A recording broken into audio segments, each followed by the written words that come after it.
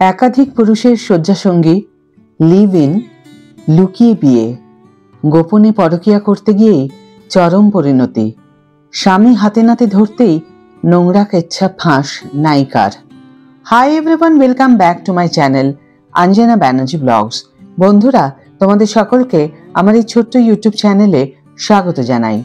অভিনেত্রী অদিতির বিরুদ্ধে পরকীয়া সম্পর্কের অভিযোগ আনা হয়েছে। অভিনেতার আইনজীবী দাবি করছেন যে অভিনেতা তার স্ত্রী এবং তার সহ অভিনেতাকে একসঙ্গে দেখেছিলেন, যার পরে দুজনের মধ্যে তুমুল ঝগড়া হয় এবং বিষয়টি বিবাহ বিচ্ছেদে পৌঁছয়। মঙ্গলবার সকাল থেকেই ফের শোরগোল পড়ে গিয়েছে বলিউডে।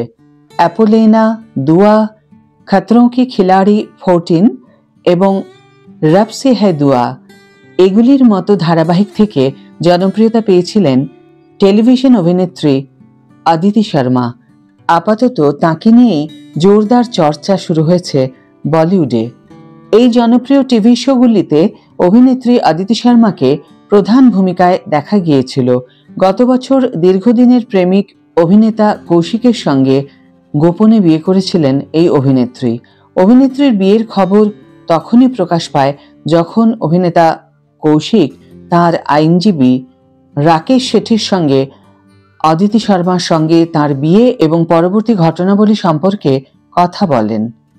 সংবাদ মাধ্যমের রিপোর্ট অনুসারে অদিতি এবং অভিনেতা 2024 সালের 12ই নভেম্বর তাদের গুরগাঁওয়ের বাড়িতে একটি অন্তরঙ্গ বিবাহ অনুষ্ঠান করেছিলেন।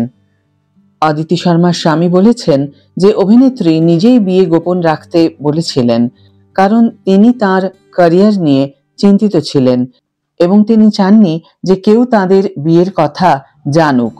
অভিনেতা বলেন, তিনি গত 1.5 বছর ধরে আমাকে বিয়ে করতে বলছিলেন, কিন্তু আমি প্রস্তুত ছিলাম না। অনেক বোঝানোর পর অবশেষে আমি রাজি হলাম। তবে তিনি জোর দিয়ে বলেন যে কারোর জানা উচিত নয়, কারণ আজও অভিনেত্রীরা বিয়ের পরে ইন্ডাস্ট্রিতে কাজ পান না। অভিনেতার আইনজীবী রাকেশ শেঠি তাদের বিয়ের ছবি শেয়ার করে তাদের বিয়ের বিষয়টি নিশ্চিত করেছেন। তিনি আরও জানান যে বিয়ের আগে এই দম্পতি বেশ কয়েক বছর ধরে লিভ ইন সম্পর্কে ছিলেন এবং গত বছরের নভেম্বরে বিয়ের পর এই দম্পতি 5 BHK অ্যাপার্টমেন্ট ভাড়া নিয়েছিলেন।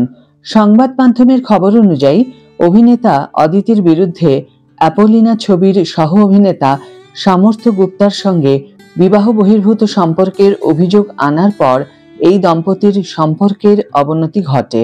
তিনি অভিনেত্রীর বিরুদ্ধে একাধিক অভিযোগ এনে বলেন যে অনুষ্ঠানের শুরু থেকেই দুজনের মধ্যে ঘনিষ্ঠতা বাড়ে।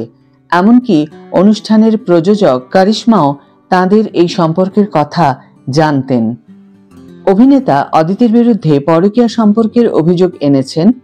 অভিনেতার আইনজীবী দাবি করেছেন যে অভিনেতা তার স্ত্রী এবং তার সহ অভিনেতাকে একসঙ্গে দেখেছিলেন, যার পরে দুজনের মধ্যে তুমুল ঝগড়া হয় এবং বিষয়টি বিবাহ বিচ্ছেদে পৌঁছে যায়।